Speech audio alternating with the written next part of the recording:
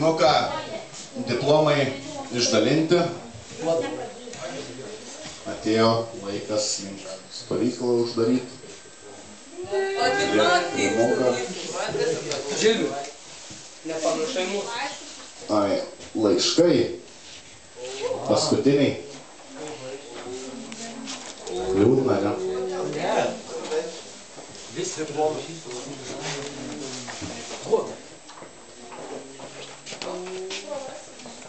Nedaug, tik pilna dėžė.